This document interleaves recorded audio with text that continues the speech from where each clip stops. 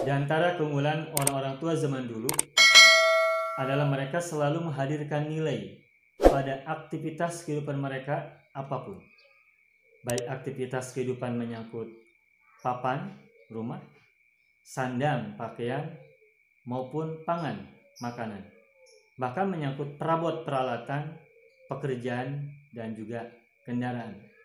Dan nilai yang mereka hadirkan itu baik menyangkut sistem kredo keyakinan, sistem ritus peribadatan, maupun sistem etos, etika, akhlak, dan perilaku. Sebagai contoh misalkan berkenaan dengan panganan atau makanan. Kita sekarang tengah berada pada momentum Lebaran. Nah, di antara panganan atau makanan yang biasa kita hadirkan ketika Lebaran adalah ketupat. Nah, ketupat itu berasal dari kata kupat yang diberi sisipan huruf E dan T setelah huruf pertama, dari kupat menjadi ketupat.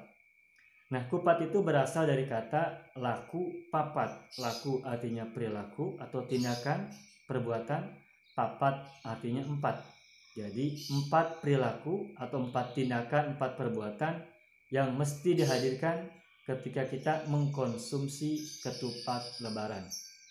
Jadi ketika kita sedang berlebaran, maka kita mesti menghadirkan 4 perilaku sekaligus. Nah, konon katanya kupat ini adalah sebuah panganan yang konsep nilainya itu digagas oleh seorang wali yang bernama Sunan Bonang.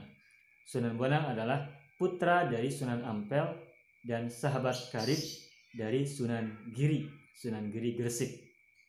Nah, apa saja 4 perilaku yang mesti dihadirkan ketika kita mengkonsumsi ketupat Lebaran? Kita akan coba ulas secara sekilas. Pertama adalah lebaran. Lebaran itu adalah ekspresi kesyukuran.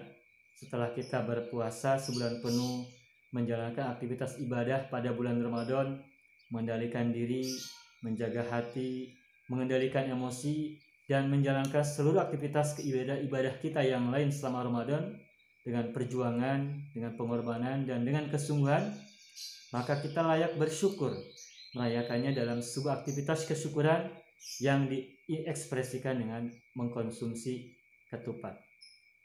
Ketika kita berlebaran, maka perilaku yang kedua yang juga harus kita hadirkan adalah lebur atau leburan. Maksudnya adalah meleburkan dosa di antara sesama. Kita meminta maaf kepada orang lain, orang memberikan maaf kepada kita. Orang lain minta kita maaf, kita pun memberikan kepada mereka maaf. Kita saling memberi maaf, saling mengampuni, dan saling meleburkan dosa di antara kita semua.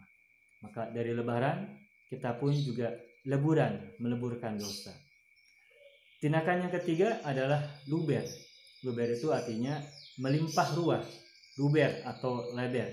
Ketika kita sedang lebaran, maka kita hadirkan panganan, hadirkan makanan, itu sebagai ekspresi bahwa kita sedang menerima rezeki yang banyak dari Allah, rezeki yang melimpah dari Allah. Dan karena itu maka kita berbagi ketika lebaran. Ketika kita bertamu, kita pun dapatkan luberan rezeki dari orang yang menjadi sohibul bait. Dan ketika orang datang ke rumah kita, bertamu ke rumah kita, kita pun sama berbagi panganan, makanan, rezeki yang Allah berikan kepada kita. Maka rezeki ketika sedang lebaran itu luber atau melimpah dan kita saling berbagi. Perilaku yang keempat adalah labur. Labur itu artinya adalah berhias.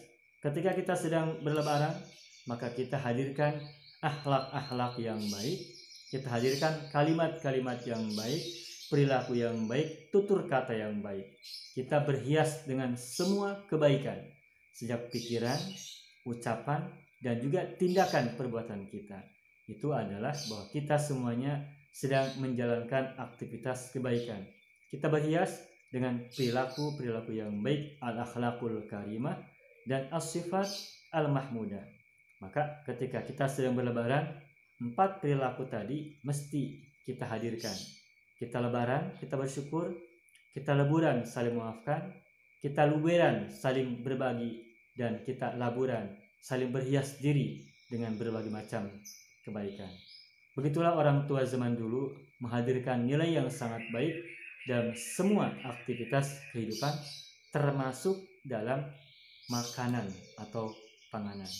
Semoga kita bisa berlebaran dengan penuh kesyukuran, dosa-dosa diampuni dan dimaafkan, kita tetap bisa saling berbagi, dan kita bisa berhias diri dengan akhlak-akhlak yang mulia dan sifat-sifat yang sempurna.